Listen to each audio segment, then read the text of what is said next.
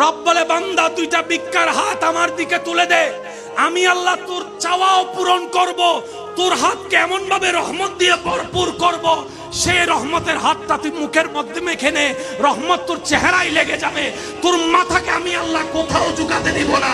যার দিল নবীর প্রেম নিয়ে রবের দরবারে ঝুঁকে যায়, ওয়াত ইজ্জু মানতাশা, ওয়াত ইজ্জু মানতাশা, ওয়াত ইজ্জু মানতাশা, রব তাকে সর্ব জায়গায় ইজ্জত দান করেন। সুবহানাল্লাহ।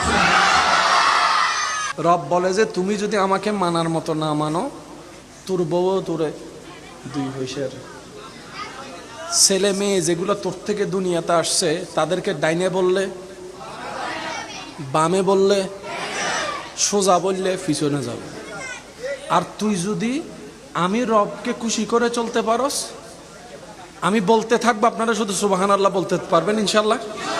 দেখি কিভাবে বলবেন, একবার বলেন তো সুবহানাল্লাহ। শুরু থেকে শেষ সবাই ইমানি আওয়াজে কি বলবেন একটু বলেন তো দেখি।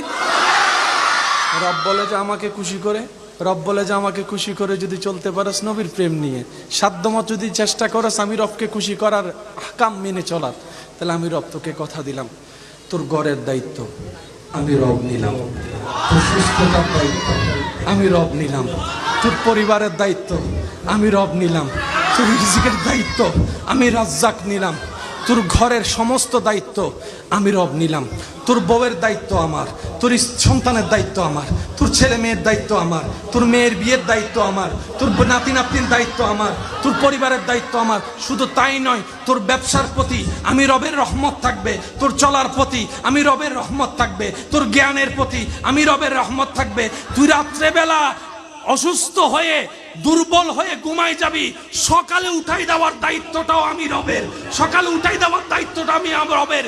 শুধু তাই নয়, যখন তুই কুল্লু নাফসিন যায়িকাতুল মউতের সাথে সচক্ষে সাক্ষাৎ করে চিরবাস্তবতাকে আপন করে নিয়ে যখন তোকে গোসল দেওয়া হবে কুসুম গরম পানি দিয়ে, যখন তোর শরীরটাকে আবৃত করা হবে সাদা কাফনের কাপড় দিয়ে, যখন তোকে সবাই মিলে কবরস্থানের কবরে রেখে ডানে বামে মাটি দিয়ে উপর থেকে মাটি দিয়ে কবর অন্ধকার করে দিবে, সেই কবরের মধ্যে আমি রবের রহমত তোর সাথে থাকবে, রবের রহমত তোর সাথে থাকবে।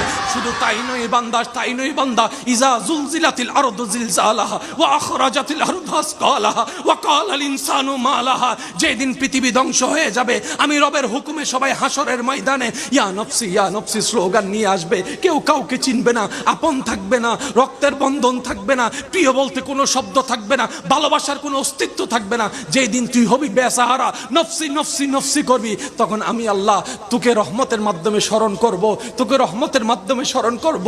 যখন সূর্যের উত্তপ্ত তাপ